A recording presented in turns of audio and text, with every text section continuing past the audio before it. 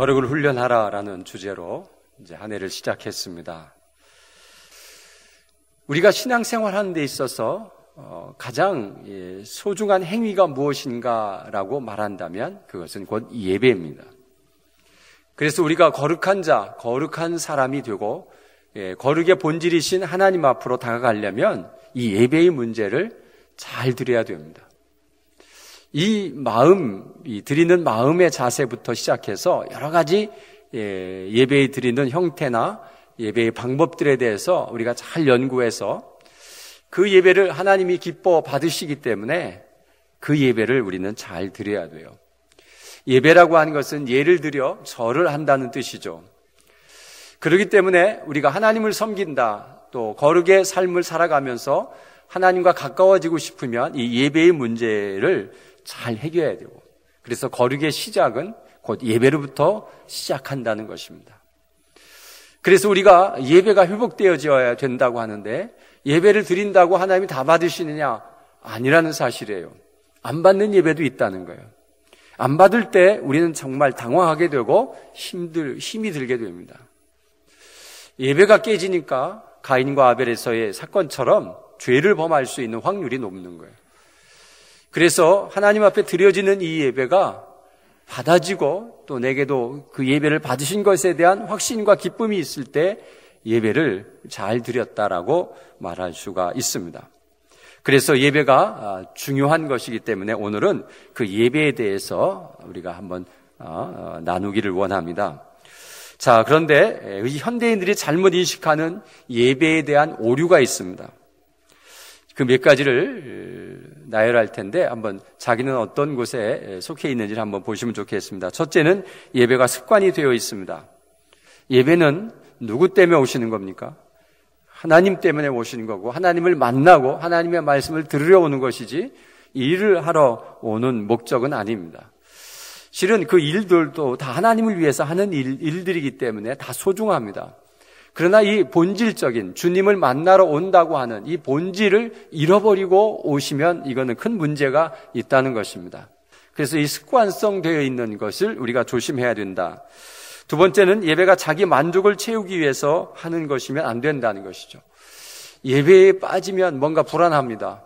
교통사고라도 날 것 같습니다. 우리 집안이 뭔가 망할 것 같은 느낌이 들어요. 그래서 할 수 없이 와서 예배를 드리고 가는 그런 식의 예배는 잘못된 예배다라는 것을 말하고 있습니다.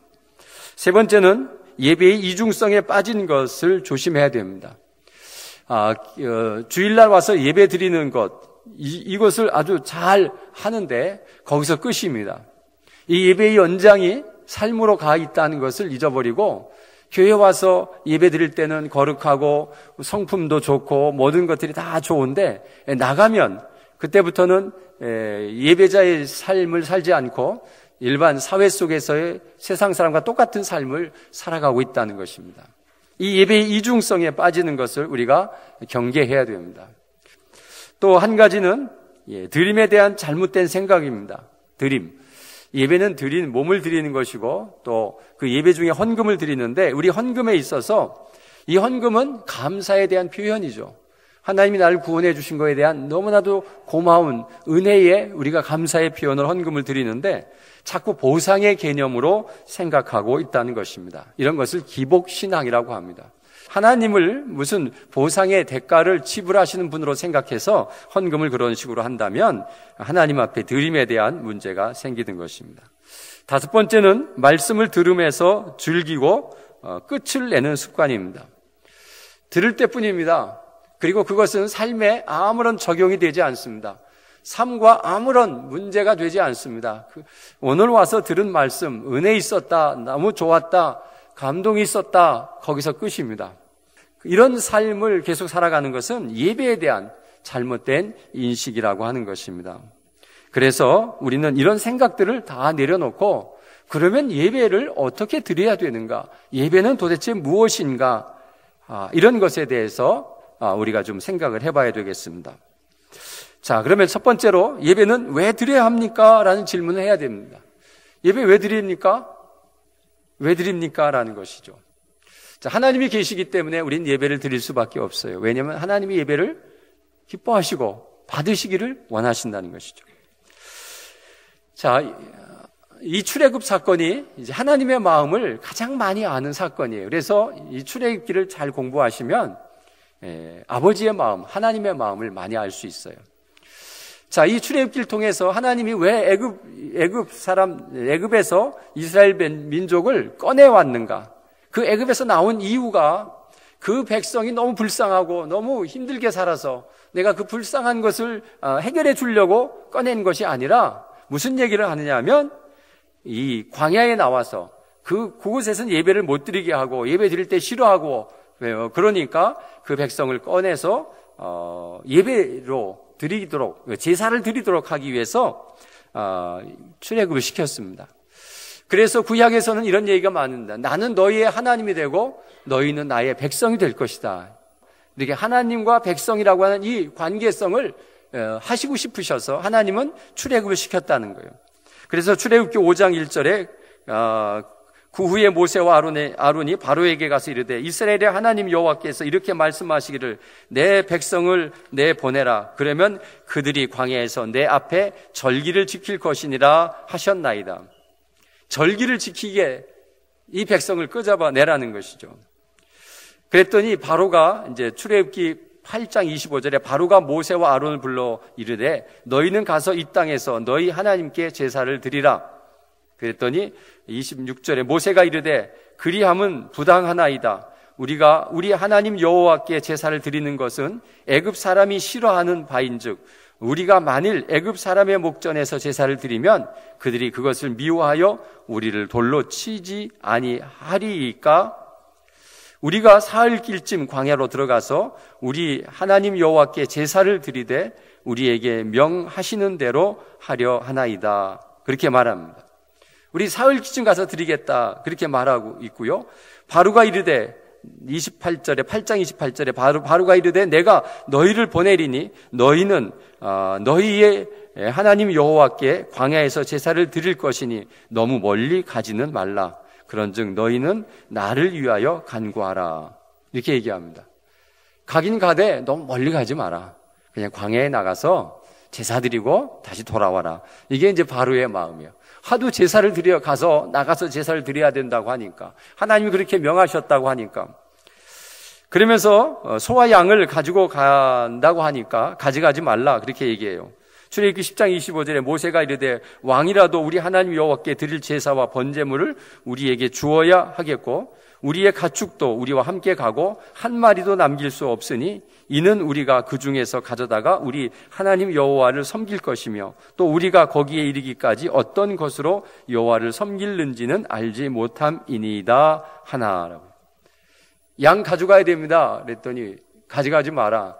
하나님께 제사 드려야 됩니다. 어느 것으로 제사 드려야 할지 모르기 때문에 한 마리도 남기지 않고 다 가져갑니다. 가져가는 것이 양을 통해서 먹고 사는 문제가 아니라 제사의 문제를 가지고 하는 거예요. 자, 이런 것을 보면 하나님은 하나님의 백성들이 하나님 앞에 제사를 드리기를 원하시는 거예요. 제사라고 하는 것은 하나님이 계심을 인정하고 그 하나님 앞에 우리의 가진 재물 중에 가장 좋은 것으로 드림으로 하나님을 기쁘시게 하는 행위이기 때문에 이 예배를 드려야 된다라고 말하고 있습니다. 출애굽을 해서 광야로 백성을 끌어내가지고 시내산에 올라가서 십계명을 받고 그리고 나서 한단 말이 성막을 지어라 그러는 거예요. 하나님을 산으로 가서 만나는 것이 너무 힘들어요. 산이 너무 높고요. 또 그 산에 가서 백성을 다 데리고 갈 수도 없고요. 대표성으로 하나씩 갔다 오는 것도 너무 힘들고요. 그래서 정말 그 산으로 잘 안 올라가려고 하니까 하나님께서 이제 성막을 지어라 그러게요. 성막. 이 성막은 뭐냐? 내가 너희들 가운데 같이 임하겠다. 그러니 내가 거할 처소를 마련해라. 그래서 갑자기 출애굽기 25장에는 그 출애굽을 해서 행진하는 그런 과정 속에서 갑자기 성막 짓는 얘기가 31장까지 계속 나옵니다. 왜 집 짓는 얘기를 여기 이렇게 자세하게 써놨나 했는데 거기에는 정말 좋은 의미가 들어있어요. 하나님이 다 그렇게 가르쳐 주신 거예요. 그 이스라엘 백성들이 그것에 대해서 잘 성막을 짓죠. 그리고 성막을 어디다 짓느냐 하면 이제 이 광야에 가서 진을 치면서 텐트를 치면서 살아가는데 그 제일 가운데 성막을 딱 지라고 하십니다. 그리고 텐트를 그 주변으로 싹 에워싸라고 하는 거죠. 자, 하나님께서 이제는 내가 하늘에 있거나 산에 있거나 어디에 있는지 너희들이 잘 모르기 때문에 내가 너희들 가운데 중앙으로 들어가겠다는 거죠. 그래서 성막을 짓고 지성소를 만들고 거기서 제사장이 마지막 제사를 드리면서 백성들의 죄를 씻음받고 번제를 드리고 하는 이제 그런 과정을 드리는 것을 볼 수가 있습니다. 여러분, 우리를 세상에서 구원해 주신 이유가 무엇이냐라고 오늘 출애굽에서 얘기하고 있는 거예요. 뭐예요? 예? 구원시키려고 한 이유가 뭐예요? 우리를 영생함으로 천국으로 인도하시는 것이죠. 그럼 이 땅에서는 뭐 하라고요? 예배케 하려고요. 이스라엘 백성을 구원한 일은 그들을 구원해서 어떤 압제에서만 구원한 것이 아니라 그들이 하나님 앞에 예배하는 삶을 살도록 만든 것이 출애굽의 목적이에요. 그럼 우리를 구원하신 것도 우리를 영생함으로 천국에 보내는 것도 맞는 얘기지만 이 땅에 살면서 우리가 하나님 앞에 예배하는 자로 세우는 것이 하나님의 목적이에요. 그래서 예배를 통해서 하나님과 우리와 교류와 관계와 또 서로 나눔을 통해서 행복한 마음을 갖는 것이 하나님의 목적이에요. 그래서 이 땅에서 우리가 죽기 전에는 늘 해야 될 일이 뭐냐? 하나님께 예배하는 일이에요. 그래서 예배가 너무 중요하다고 하는 것을 오늘 출애굽기를 통해서 우리에게 가르쳐주고 있습니다. 그래서 예배가 형식화되거나 예배가 습관화되면 안 됩니다. 자, 그 다음에 두 번째는 그럼 예배는 어떤 자세로 해야 합니까? 라는 것이죠. 예배 드리는 자의 자세는 어떻게 해야 되느냐라는 것에 저는 탕자의 비유에서 둘째 아들의 마음이어야 된다라는 것이죠. 왜냐하면 이 탕자의 둘째 아들은 재산을 반을 까먹고 와서 아버지 하나님 앞에 너무 미안합니다. 너무 죄송합니다. 아버지한테 재산 물려달라고, 내게 물려줄 재산 좀 미리 달라고. 그래서 아버지가 반을 재산을 주어버렸어요. 그걸 가지고 허랑방탕하게 놀다가 거지가 돼가지고 할 수 없이 굶어 죽을까봐 아버지 품에 돌아왔어요. 돌아와서 한다는 말이 뭐냐 하면은 아버지 이제는 제가 아들로서의 자격을 상실했습니다. 아들로 여기지 마시고 품꾼으로 여겨주십시오. 그래서 저 먹고 사는 것만 해결해 주셔도 감사합니다. 라는 그 마음으로 아버지 앞에 나타나죠. 여러분, 우리가 하나님 앞에 나타나는 것은 이 둘째 아들의 심정이에요. 우리는 큰 죄인이에요. 하나님을 배반하고 떠났던, 하나님을 배신했던 사람들이에요. 왜냐하면 원죄가 우리에게 있기 때문에 그래요. 그래서 우리는 죄인의 심정으로 돌아와서 아버지 하나님, 내가 자녀로 살기에 너무나도 부적격합니다. 그저 나를 종으로 써주시면 감사하겠습니다 하는 마음이 예배자의 자세예요. 이 자세가 우리에게 필요한데 문제는 내가 그런 죄인이라고 하는 죄의식이 없다는 사실입니다. 그래서 그 마음이 안 드는 거예요. 만약 이 탕자의 비유에 둘째 아들 같은 죄를 저질렀다면 당연히 우리는 그저 고개를 못 들고 하나님 앞에 겸손히 고개를 숙이겠죠. 근데 내가 무슨 죄를 졌는지 모르니까 하나님 앞에 이런 간절한 마음이 들지 않는다는 것입니다.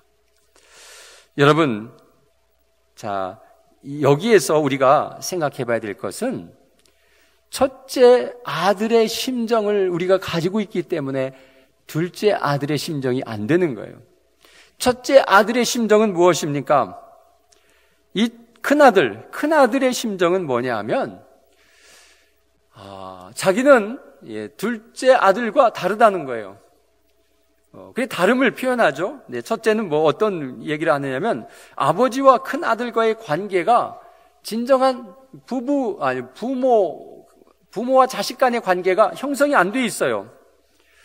그래서 이 둘째 아들이 뭐라고 하느냐 하면 나는 아버지를 떠나지 않았습니다. 그런데 나에게 염소새끼 한 마리도 안 잡아줬습니다. 라는 것이죠. 그랬더니 아버지가 야, 내게 다 네 것이고 네게 다 내 거다. 내게 다 내 것인데 왜 네가 그런 말을 하느냐는 것이에요. 여러분, 아버지 거 염소새끼 한 마리 잡아먹었다고 아버지가 야단치는 아버지 아닙니다. 또 잡아먹을 권한도 있습니다. 왜요? 아버지 거니까. 우리 아버지 거니까.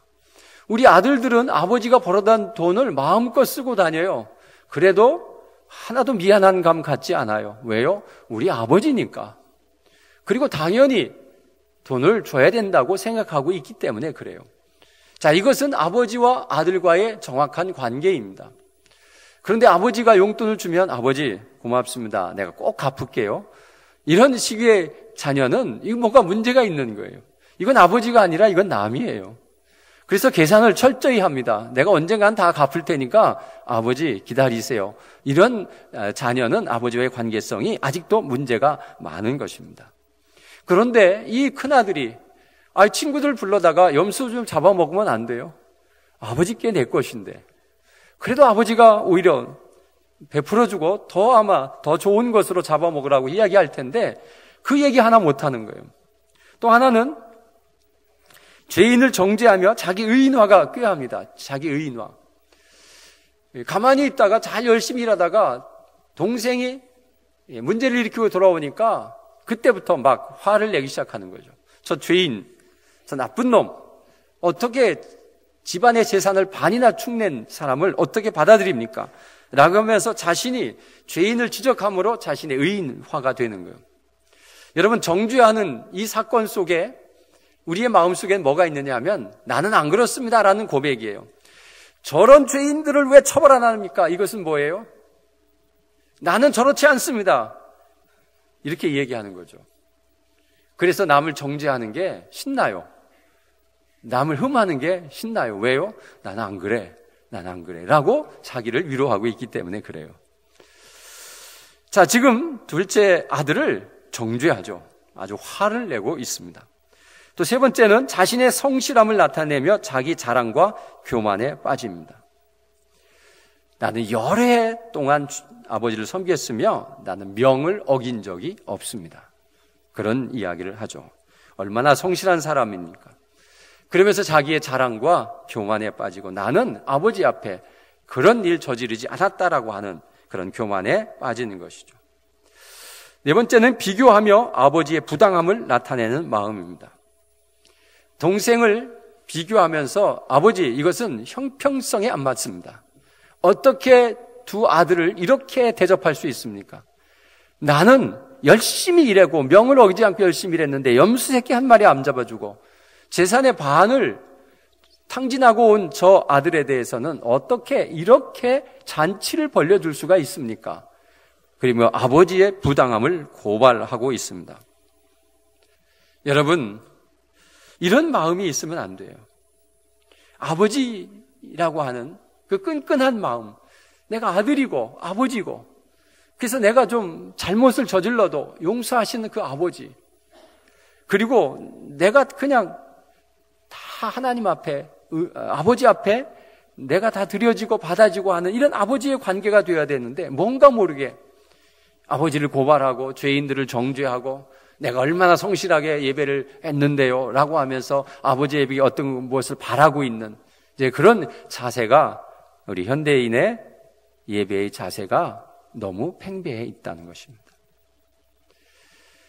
그래서 내가 성실히 예배를 드림으로 그렇지 않은 사람들을 볼 때마다 에이, 저게 믿음의 사람이야 라고 이렇게 마음에 불편함을 가지고 있다고 하는 것은 이거는 예배자로서 가져야 할 마음은 아닙니다. 자, 예배의 세 번째 예배는 드림인데 무엇을 드리는 것입니까? 라고 무엇을 드릴까라는 우리가 질문을 해봐야 됩니다. 근데 오늘 본문의 말씀이 이제 이 성막에 관한에서 번제에 관한 문제입니다. 자, 오늘 2절에 보니까 예물을 드리려거든 가축 중에서 소나 양으로 예물을 드릴지니라. 여호와께서 예물을 드리려고 백성들에게 예물을 드리는 것을 허락했어요. 예물 드려라 이렇게 됐죠. 근데 드리려면 소나 양으로 드려라 이렇게 했어요. 여러분, 우리는 예물을 드려야 됩니다.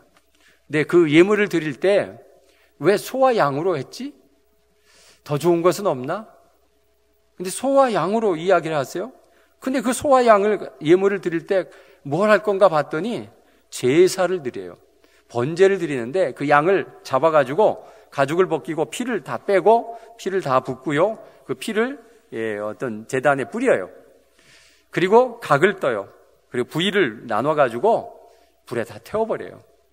오늘 그 얘기예요. 오늘 그 얘기.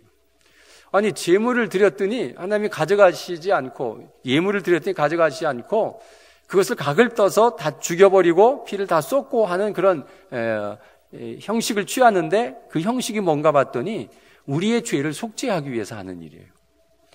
우리는 그 양에게, 소에게 우리의 죄를 다 뒤집어 씌우고 우리를 대신해서 죽게 만들어서 우리의 죄가 용서함 받는 그런 결과를 갖게 되었습니다. 참 놀라운 일이에요. 예물을 드리라 해서 드렸더니 그 예물을 가지고 속죄 행위를 하는 거예요. 자, 하나님이 참 우리를 사랑하시고 우리를 이끌어 주셔서 가진 예물을 가지고 그런 속죄를 드림으로 인해서 우리가 깨끗함을 얻어서 하나님 앞에 거룩함으로 갈 수 있다고 하는 것이 얼마나 소중한 일인가를 가르쳐주고 있는 것입니다. 그래서 우리는 우리의 몸을 드리라고 성경은 이야기해요. 신약에 와서는 그럼 어떻게 하느냐라고 하는데 로마서 12장 1절에 그러므로 형제들아 내가 하나님의 모든 자비하심으로 너희를 권하노니 너희 몸을 하나님이 기뻐하시는 거룩한 산제물로 드리라. 이는 너희가 드릴 영적 예배니라 말씀합니다. 산제물로 드리라는 거예요. 그래서 우리가 마치 번제가 우리 몸을 가지고 번제를 드리는 것처럼 살아있지만 제물로 드리라는 거예요. 예물로 드리라는 거예요. 그래서 완전히 우리의 몸을 하나님 앞에 드려져야 된다. 이것이 영적 예배라고 하는 것이죠. 그저 우리의 몸을 드리는 것이 아니라 우리의 마음을 드리는 것이죠. 그런데 그 마음을 드릴 때에 그 자세는 오늘 본문에 나온 번제의 자세가 돼야 된다고 하는 것을 말씀하고 있습니다. 왜냐하면 우리가 다 죽어지고 우리의 모든 것들이 다 들여서 불에 태워서까지 우리의 죄까지도 다 하나님 앞에 드려지는 그런 의미를 담고 있기 때문에 우리는 그 번제로 드려지는 마음의 자세가 필요하다라고 하는 것을 말씀드리고 있습니다. 자, 네 번째는 예배는 연합의 의미가 있습니까? 라는 것입니다. 자, 예배는 교제라고 합니다. 교제. 이 교제가 중요한 예배입니다. 고린도서 1장 9절에는 너희를 불러 그의 아들 예수 그리스도 우리 주와 더불어 교제하게 하시는 하나님은 미쁘시다라고 되어 있습니다. 고린도전서 10장 20절에는 이런 이야기가 있습니다. 무릇 이방인이 제사하는 것은 귀신에게 하는 것이요 하나님께 제사하는 것이 아니니 나는 너희가 귀신과 교제하는 자가 되기를 원하지 아니하노라. 귀신과 교제하는 자가 되기를 원치 않다라는 것을 보면 하나님께 제사 드리는 것은 하나님과 교제한다라는 표현을 담고 있습니다. 그래서 여러분 우리는 예배는 곧 우리가 서로 교제하고 연합한다는 의미가 있어요. 그래서 우리가 이렇게 모여서 예배를 드립니다. 그래서 우리가 이렇게 성전에 와서 다 모여서 예배하면서 우리는 하나입니다. 왜요? 한 아버지를 섬기고 있기 때문에 그렇습니다. 우리는 형제 자매입니다. 왜요? 우리 아버지는 하나님 한 분이기 때문에 그렇습니다. 성찬의 의미도 예수님의 보혈의 피와 살을 먹었다라는 의미를 가지고 있으면 우리는 피와 살을 나눈 형제입니다. 라는 뜻이 더 깊습니다. 그렇기 때문에 여러분 이 예배는 연합과 교제라고 하는 이것을 통해서 서로 간에 아름다운 연합을 이루어가는 것, 이것이 얼마나 중요한 예배의 의미인가를 가르쳐주고 있습니다. 여러분 우리는 지금까지 예배에 대해서 몇 가지를 했는데 탕자의 비유에서 둘째 아들의 심정으로 예배를 드려야 된다라고 말하고 있고요. 또 이제는 번제를 드리는 것처럼 우리의 모든 것들을 다 나의 모든 존재 자체를 하나님께 다 드려버리는 그런 자세의 마음이 있어야 되고요. 또 하나는 하나님과 연합하고 그 다음에 우리 사람과 사람이 연합해서 이 예배의 아름다움을 갖게 되는 것입니다.